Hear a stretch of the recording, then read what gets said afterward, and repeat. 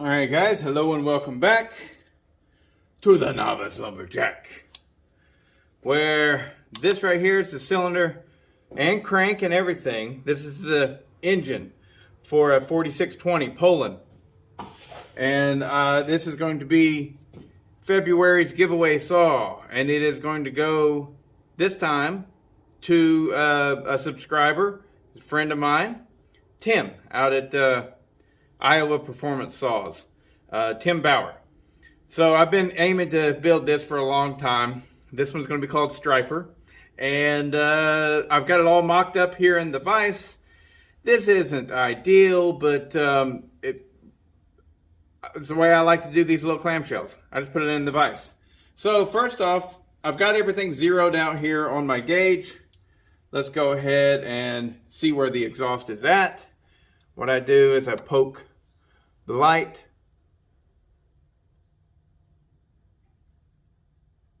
Boom. There we go.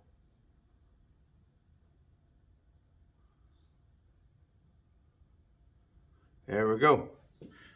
We are at 107.4.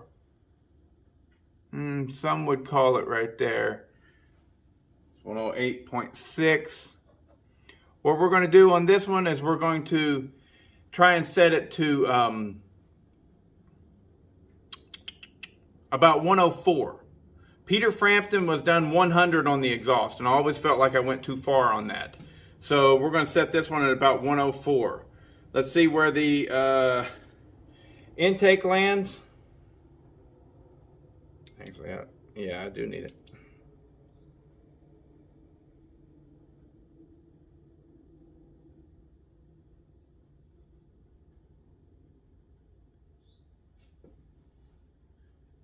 $70. And the transfers, let's check them out if we can see them.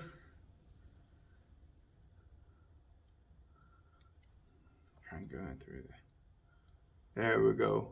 All right, I can see the transfers right there.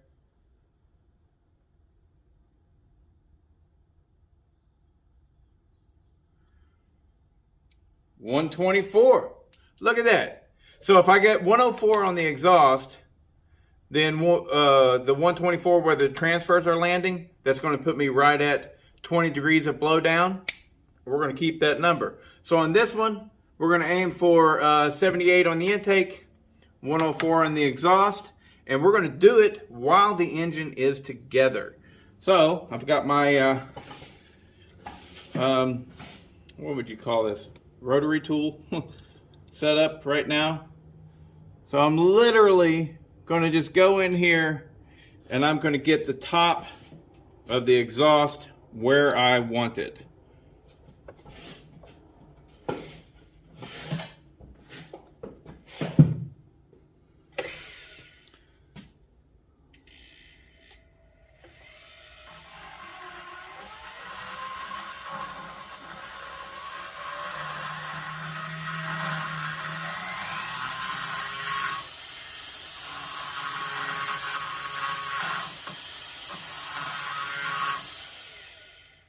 Let's see what that does.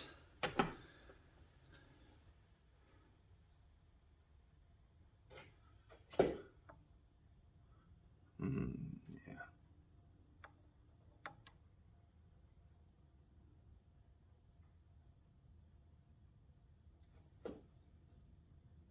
Yeah, didn't change hardly anything. They have this little lip here, and this little lip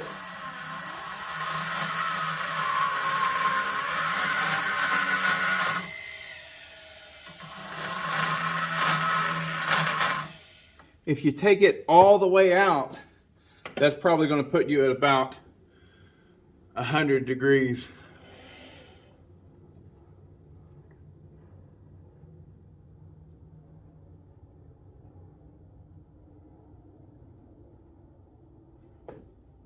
Ha! 104. So now I've got my mark. Let's see if I can show this to you.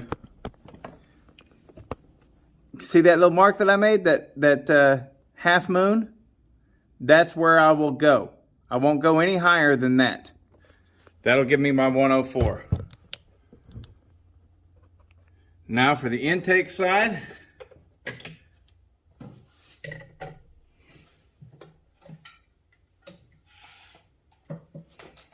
Oh, dang it. I gotta tighten this up. All right, I'm back. The intake side, we gotta go considerably more because, well, we gotta go 10 full degrees instead of 4. Well, no, 8 full degrees. All right, I'm gonna go ahead and be a little bit safe. It's not ideal, is it?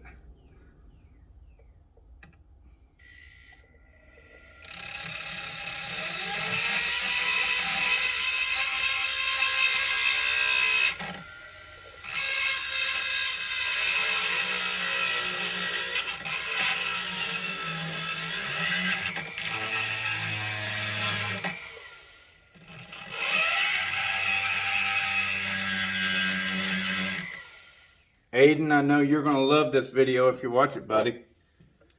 Aiden has a channel called Playing with Wood.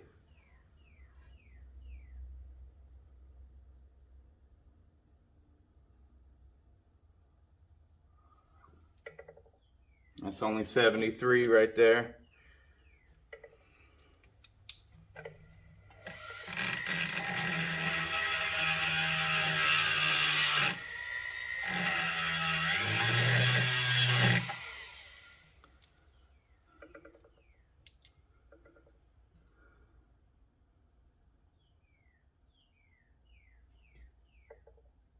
$74.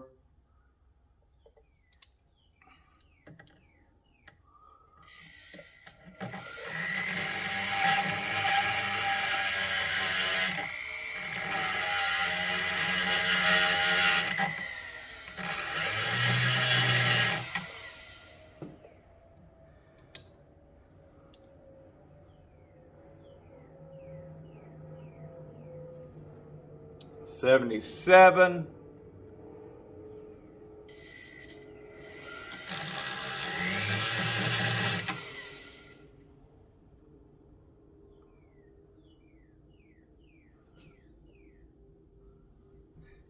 Little bit more.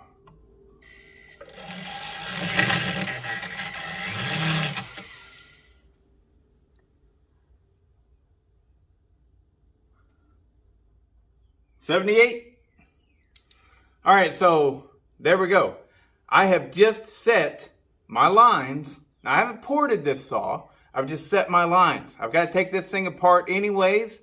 And, well, of course, I got to flush all that aluminum out of there. But my lines are set. So now I'll take a piston ring. I'll slide up in there. I'll make my marks.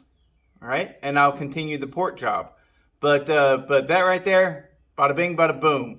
We're all set up. As long as I don't go past my marks, we're going to hit them, right? And, you know, some of you guys, you know, you might say things like, oh, boo, hack, or whatever. Get over yourselves, you know? This is a little Poulan 4620. I'm not, you know, I mean, it's going to turn out good. These things are easy to port. As you'll see, these, you know, I'm not even going to touch those transfers. That's going to give me 20 degrees of blow down. I'll have 78 on the intake, 104 on the exhaust. Open up that intake and open up the exhaust. She's going to run. So, here we go. You can't, I mean, without doing substantial work, you can't mess with the squish anyway. So, whatever it is whatever it is. You know, I'll probably go ahead and test it just so that we know, but I think these things usually fall around 40 thousandths of an inch, you know. But on to the next step. All right, here we are. Intake's all ported up. We got a floor of 78 degrees. I did widen it a little bit. You can tell there. You got to watch out over here on the side with the impulse. you can, you can't, doesn't really come up on camera. Yeah, you can see a line there. See that line on, right there. That line right there is where your not your wrist pin, your ring keeper, your ring pin, that's where it runs up and down. So you can't widen it so far to where this goes into that line, because then your ring will jump into here and you'll hang a ring. On this side, you can widen it a little bit further, but that's going to affect your flow a little bit, so you don't want to do it too much. But and besides that, if you need more intake, you just lower the floor more.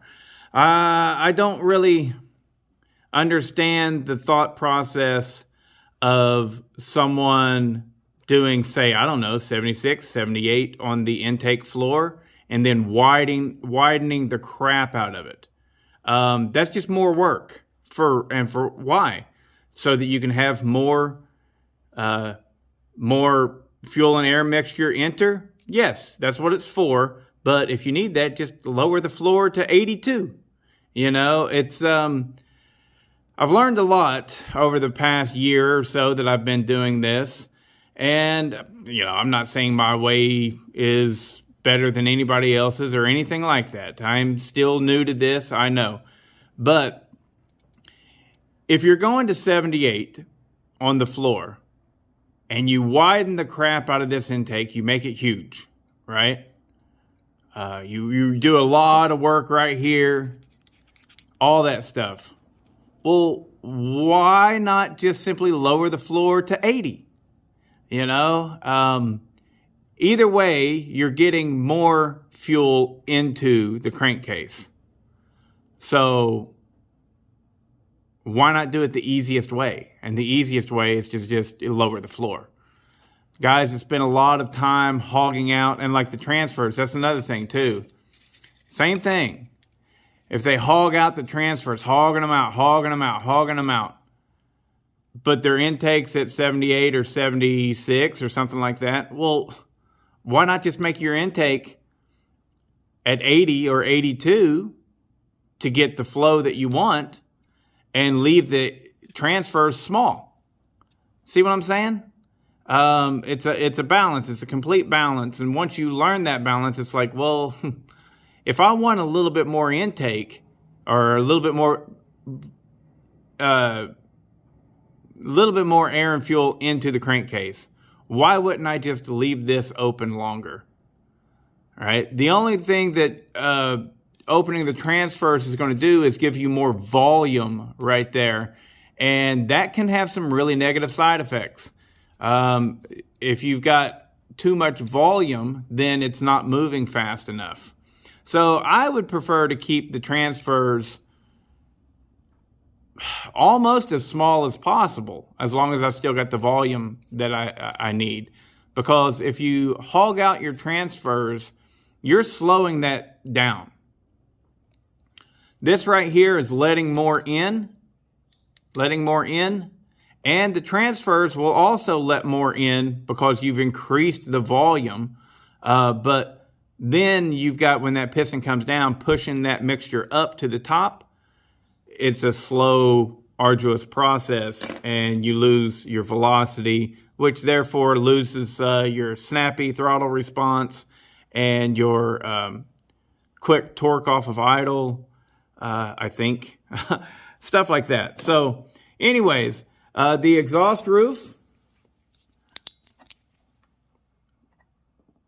there we go. You see that line that's still there partially? That's really the only thing I cut. I widened it pretty significantly, right? I widened it pretty significantly. You can't go low on this exhaust floor because then you'll freeport, right? And but that right there, we're at 104. And we widened it up. Notice how it is not polished. I don't believe in polishing just for the sake of making my customer happy to see a mirrored finish. Now, if this was a build that I was really trying to push to the max, yeah, I would do that. Absolutely. But I do not feel like it just doesn't work. It's not needed. It's just a step that is pretty. It's pretty. That shit's going to flow out of there, you know? Now, truthfully, yes, if I'm building a race law or something like that, I will go that extra step, because at 14,000 RPMs, you might see a difference for sure. But this thing's going to cut at about 9,500 RPMs. That's it. Am I going to notice a difference by polishing that? No. I don't think I'd even notice it on the dyno. Not even like a tenth. Not even a 40th of a horsepower. You know, so it's useless. And I am not about doing useless work. Now, what I do think is useful, and I do it on most everything, is right there. Well, I cut the little notch. It's kind of my jam. That's what I do. I cut that little notch because that takes my open port setup, and it allows me a high velocity charge to come across on the intake side, a high velocity charge, and then the rest of it opens up. And so you have a stepped 1-2 stage transfer. I do like this, and I do think that it makes a difference. You may not think that it makes a difference, but all that's going to do is a really quick high velocity shot of fuel and air mixture across on the intake side, right, before the main transfers open up and all of that fuel gushes in. This is going to help get the stuff moving out towards the exhaust, right? What else? That's it. We're done with this work. Yeah. So I'm going to put it back together, rebuild the carburetor, all that jazz, and you'll probably see that in a separate video. I don't know how this is going to work out. Anyways. Hey, there you go. You get to see my face. Ooh. I like these little saws. The one that I built on the dyno, on Joe's dyno, I think it put up 3.4 horsepower. Peter Frampton is what I'm talking about. Let me see here.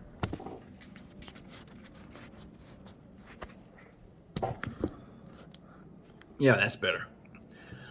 Peter Frampton put up 3.4 horsepower. That's not a lot of horsepower, guys, but for a saw that weighs less than 10 pounds and you find in the trash, it's pretty great.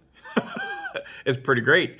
That Red Max in stock trim, I think that they've got it listed as like 3.4 horsepower, maybe 3.6, something like that.